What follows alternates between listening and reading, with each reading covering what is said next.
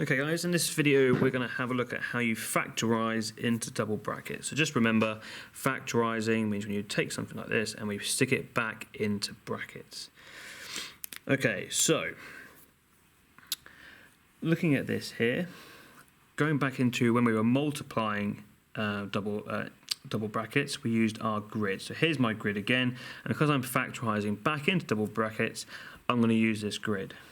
Now, because I've got an x squared here, it's very obvious, especially when you've watched the expanding double brackets and how he did that the x squared goes there. And how do I get that?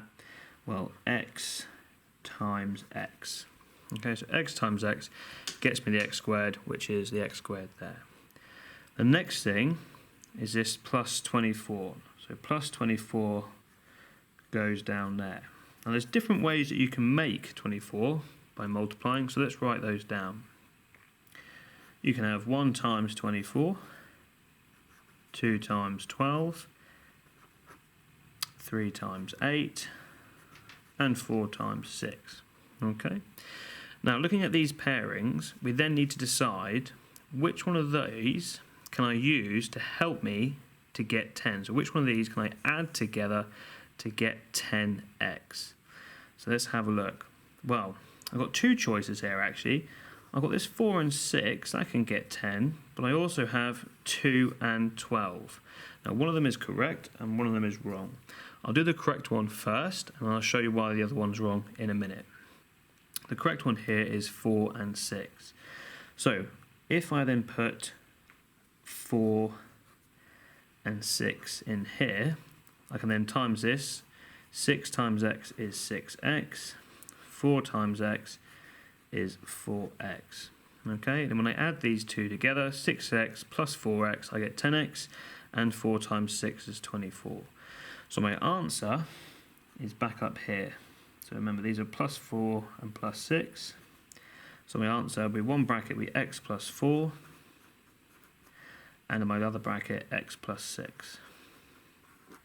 So as I said, there is this one here is another way of getting 10x. I could do 12, take away 2. That will also get me 10. But if I put that into my grid, if I just quickly sketch one here,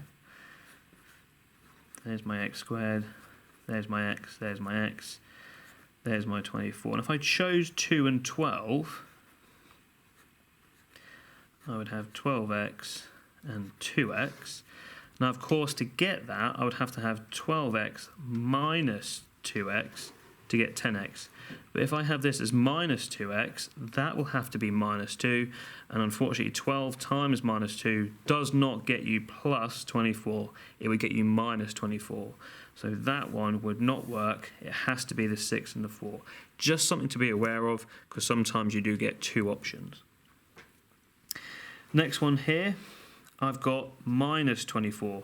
Don't worry about that being minus 24. We're still just going to look at numbers that multiply to get 24. So I'm going to have exactly the same as before. 1 and 24, 2 and 12, 3 and 8, 4 and 6. Okay, so don't worry about being minus 24. I'm just worried about what numbers multiply to get 24. Let's fill in what we know. Well, I know that's going to be an x squared, and therefore that's an x and an x. And that's going to be minus 24 there. Now this time I'm after a 5. So which one of these pairs can I use to get a 5? Well, hopefully you can spot it's the 3 and the 8.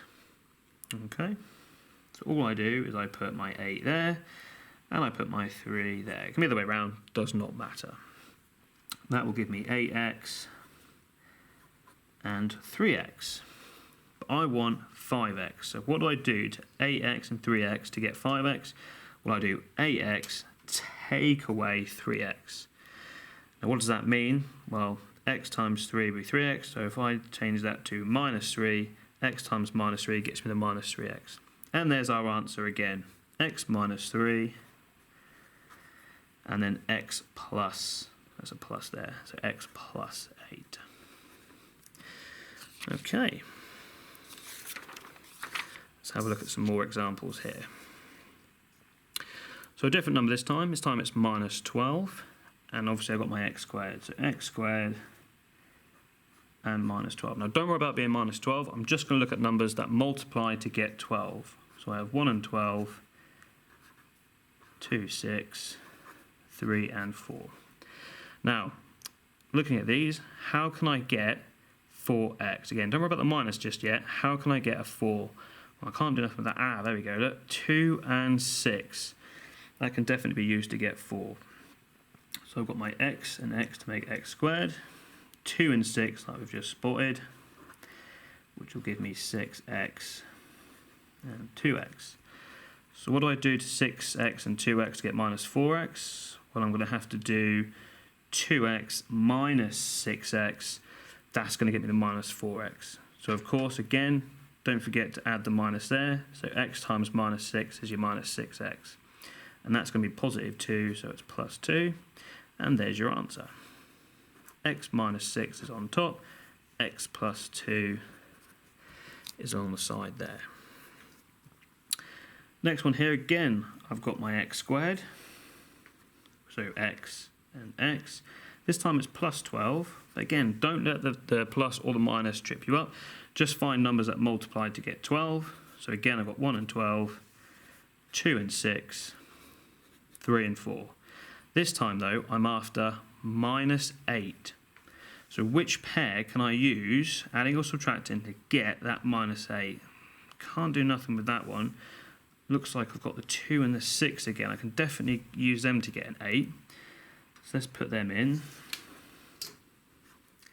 which gives me 2x and 6x. So how do I get to minus 8x? Well, if I take away 6x and take away 2x, I'm going to have minus 8x. So don't forget, if you do that, it's not a problem, but obviously that'll be minus 6 and that'll be minus 2. So minus 2 times x is minus 2x, x times minus 6 is minus 6x. So minus 2x, minus 6x, minus 8x. And just bear in mind, always double check, just like that very first example, that minus 2 times minus 6 gives you plus 12. Yes, it does, because a minus times a minus is a positive, so that's absolutely fine. So x take away 6, and then x minus 2 is your answer for that one. And last but not least, one that does come up every now and again in exams is something like this. Okay? Don't let that put you off. It's just x squared plus or minus, to be fair, 0x. Basically, that's been completely cancelled out. So it's just basically like that. This is exactly the same as this, but obviously we don't worry about the 0x. It's just 0x, so it's nothing. That's why it gets simplified to this. But technically, that's what we're dealing with. So I put my x squared in like I've done in all the others. I've got minus 25. And then ask yourself again, what numbers multiply to get 25? Well, I've got 1 and 25, 5 and 5. And this time I'm after that 0. So which pair of these can I use to get 0? Well, it's going to be 5 and 5. So 5 and 5, which will be 5x and 5x when you multiply them out. But again, I want 0. So one of them is going to have to be minus. So 5x minus 5x is nothing. If I've changed that to a minus 5x, that has to be a minus, and therefore you've done it. 5 times minus 5 is minus 25. 5x, take away 5x is nothing. Brilliant. So x minus 5, x plus 5. And obviously because 25 is a square number, hopefully you've spotted that that'll be the pairing anyway. Hopefully that helps, guys. Cheers.